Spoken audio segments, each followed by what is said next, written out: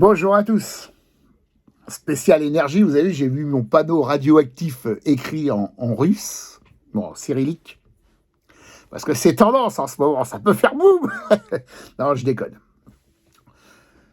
Bon, pour commencer cette vidéo, j'ai un best-of.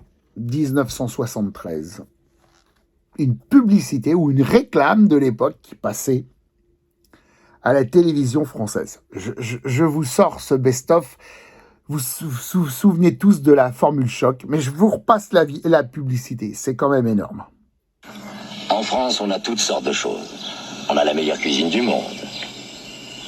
Une industrie puissante. La pétanque. Ah merde, j'ai déconné. Histoire glorieuse. On a aussi une situation géographique privilégiée. La Tour Eiffel et la pêche à la ligne. Ouais. Oui, en France, on a tout ça. Et bien plus encore. Pourtant, une chose nous manque. Une chose essentielle. Le pétrole. Le pétrole, nous sommes obligés de l'acheter à d'autres. Cher. Trop cher. Trop cher. C'est notre richesse qui s'en va et notre façon de vivre qui est menacée. Alors, que peut-on faire? Eh bien d'abord, mieux utiliser l'énergie. Et ça justement, nous pouvons le faire sans changer notre façon de vivre. À partir du 15 septembre, l'Agence pour les économies d'énergie vous dira comment. Vous verrez. En France, on n'a pas de pétrole. Mais on a des idées. Ah ça, pour en avoir des idées, on en a. En France, on n'a pas de pétrole, mais on a des idées. 73, le litre d'essence de l'époque était à moins de 10 centimes d'euros. Nous en sommes à 2 euros.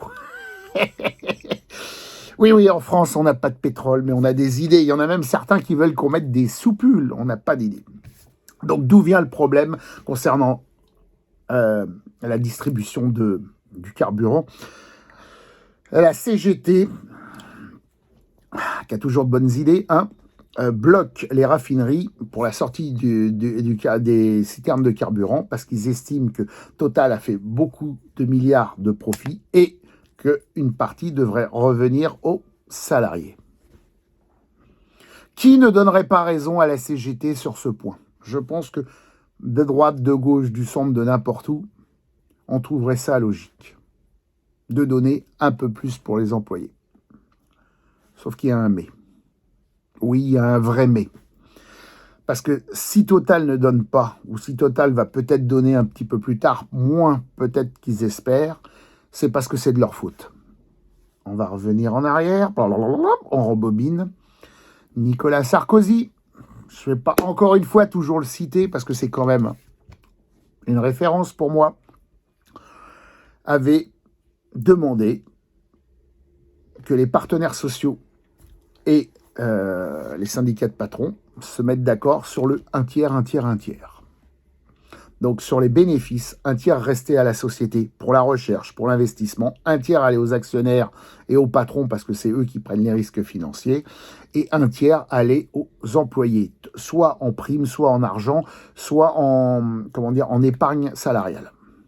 Rappelez-moi quel est le premier parti tout de suite qui s'est opposé à cette mesure. Je vous le donne en mille. La CGT. Oui, ça ne s'invente pas.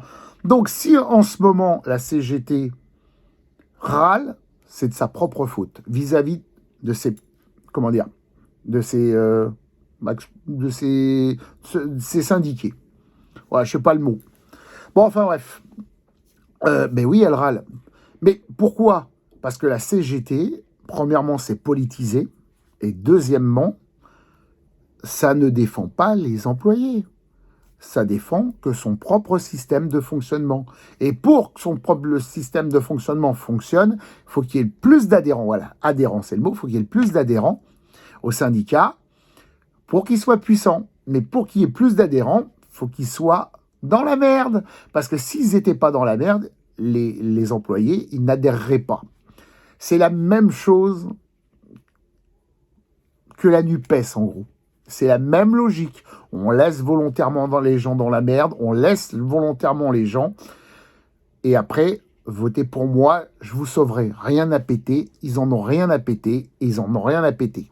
Voilà, la CGT, il y a eu des gabegies là récemment sur le patron qui s'était fait refaire son appartement et tout. Ils sont pas carrés, mais ils sont pas carrés parce que leur mode de fonctionnement n'est déjà pas carré. C'est une bidouille.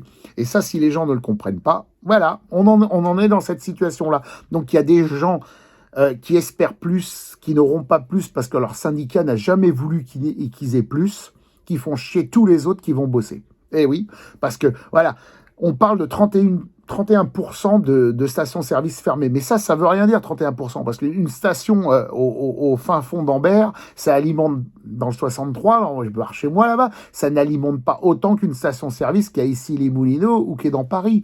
Voilà. Ce qu'il faut parler, c'est de population impactée. Oui, ça part. Alors, comme l'Île-de-France est totalement à l'arrêt, on touche plus de monde. Voilà, je pense que les grandes villes, à part peut-être l'Ouest, j'ai vu, et quelques trucs dans le Sud, grosso modo, les gens sont impactés. Et puis, on n'a pas à être pris en otage, parce que le droit de faire grève, c'est un droit, mais le droit de travailler, c'est aussi un droit. Il y a des gens qui aiment bien travailler, il y a des gens qui vont travailler aussi pour leur famille. Bon, je passerai ce stade-là. Donc, la seule qui est contente, c'est Madame Hidalgo, parce qu'on a ressorti, feu carte orange, le pass Navigo, pour se balader, parce que hier, j'avais plus d'essence dans le scooter, donc qu'est-ce que j'ai fait? J'ai pris le métro et le RER. Voilà, très très bien, ça c'est fabuleux ça, hein. Je vais devenir presque écolo. Rien à kéké, ouais. Bon, enfin bref. Donc là, Paris, il n'y a pas de bruit. Regardez, pas de klaxon, rien, tout va bien. J'ai l'impression qu'on était en période Covid, à part qu'il y avait les gens qui se baladaient. Il n'y a quasiment plus de véhicules dans Paris. Donc au moins ça fera plaisir à Madame Hidalgo. Elle va peut-être appeler ses potes de la CGT pour que ça dure encore un peu plus longtemps. Ouais, l'énergie en France, c'est quand même un sujet. C'est quand même un sujet parce que c'est un sujet qu'on ne se préoccupait pas parce qu'il y a un mec génial, encore un, qui s'appelait le général de Gaulle, qui nous avait laissé une autonomie ad vitam aeternam presque d'énergie. Voilà. Le nucléaire. Ça fait 15 ans qu'on ne s'occupe plus du nucléaire. Ça fait 15 ans qu'on devait lancer des trucs qu'on ne les a pas fait, qu'on devait faire de la maintenance, on ne les a pas fait. Voilà. Et maintenant, on met un peu plus de budget et on a combien? 17, 18 centrales qui sont quasiment à l'arrêt parce qu'il y a de l'entretien. Et tout est en même temps. Voilà. À cela, il y a quand même l'Europe qui est extraordinaire. Parce qu'encore une fois, l'Europe, c'est bien si ça s'occupe des Européens. Si ça les contraint, c'est débile comme logique. Voilà. Donc, en gros, les monopoles ont été cassés, les monopoles nationaux ont été cassés pour la libre concurrence en Europe ou ailleurs d'ailleurs des énergies. Donc EDF a perdu son monopole, soi-disant, devait vendre de l'énergie française à l'Europe, qui la revendait aux Français, qui passait par d'autres trucs, qui sont relevés finalement des gabegies. Et que finalement, jusqu'à preuve du contraire, le tarif régulé historique d'EDF, c'est celui qui bouge quasiment pas. À cela, nos grands dirigeants européens, qui sont payés eux aussi des belles fortunes à réfléchir pour le commun des Européens, à indexer l'électricité, le gaz sur le pétrole. Résultat, on est contraint d'acheter cher de l'énergie. De l'électricité. C'est rarissime que les Français achètent de l'électricité parce qu'ils ont des centrales, parce que De Gaulle nous avait mis une autonomie. Nous sommes plus autonomes de nous-mêmes. Voilà. Plus pour l'instant parce qu'on a des centrales en révision. Parce qu'il y a des gouvernements qui ont estimé qu'il fallait me mettre de la thune sur de l'éolien quand le vent souffle, sur les panneaux solaires quand il y a du soleil, et trois petits points, et trois petits points. Oui, ça, il en faut. Mais ça n'empêche que le cœur même de notre énergie, jusqu'à nouvel ordre, ça reste le nucléaire. Ça a des qualités, ça a des défauts, mais ça n'empêche que ça fournit de l'énergie pas chère. Et les gens, des fois, ils regardent aussi le prix. Donc il serait temps, je crois que Macron est en train de faire péter le bidule, il serait temps qu'on sorte de ce système déjà d'harmonisation des tarifs et de concurrence. On s'en fout, les gens ce qu'ils veulent, c'est être servis. Ça sert à rien de payer son essence 20 centimes moins cher si t'as pas d'essence quand tu appuies sur le robinet. Eh ben la même chose pour l'électricité. Ce que je veux dire, c'est que ça paraît con. On est entre, on est entre deux étapes, un ancien monde et un nouveau monde. Le seul problème, c'est que l'ancien monde, il avait peut-être des défauts, il était peut-être un petit peu trop monopolisé, mais d'un autre côté, il marchait. Dans les 30 Glorieuses, on n'a jamais manqué une fois d'électricité en France. On n'en a jamais vendu. On en a d'ailleurs vendu plus. On n'en a jamais acheté, je veux dire. C'est incroyable ça. On se doit en 2022 d'acheter de l'électricité. Mais dans quel monde on vit? Donc on sait complètement le monde à l'envers.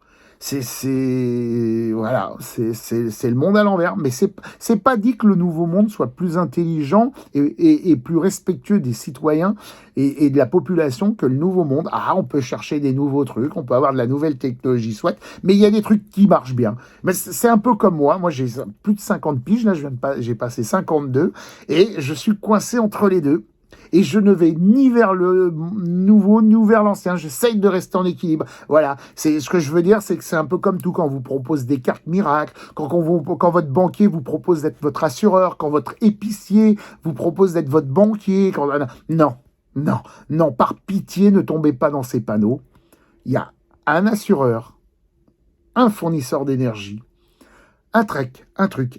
Et chacun fait son métier. Ne demandez pas aux autres de faire un métier qu'ils ne sait pas faire ou qui délègue ou qui sous-traite. C'est un bordel sans nom. On ne sait pas bosser correctement.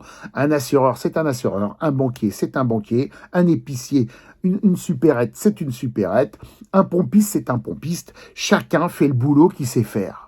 Premièrement, ça fait de l'emploi. Et deuxièmement, il n'y a pas d'intersection qui pose des problèmes. Là, les mecs, ils disaient, ouais, la Poste qui vend des téléphones, nanana, Direct Énergie, ras-le-bol de ces trucs-là. Moi, je suis con, je suis archaïque là-dessus. Mais au moins, j'ai pas l'impression de me faire avoir, surtout en ce moment. Je paye mon électricité chez EDF, mon gaz chez Gaz de France, mon téléphone chez France Télécom, c'est Orange si vous voulez maintenant. Et voilà, et c'est comme... bon, le seul cas, c'est l'avion, je prends pas Air France, ou très peu. Sur ce, bah oui, d'ailleurs, on va finir par ça. Félicitations Air France qui remonte dans les classements. De toute façon, vu où il s'était tombé, il pouvait que remonter. Voilà, mais bon, on est encore loin des 3 premières places. Air France remonte, tant mieux pour eux. Moi, ils remontent le classement, parce que l'action, elle remonte pas du tout. Elle est à 1,20 € en ce moment, par là. C'est vachement bas. Allez, prenez soin de vous. En France, on n'a pas de pétrole, mais on a des idées. Alors, sérieux, ayez beaucoup d'idées, mes amis. Prenez soin de vous, de vos animaux. Et essayez d'être un peu économe, parce que c'est la tendance.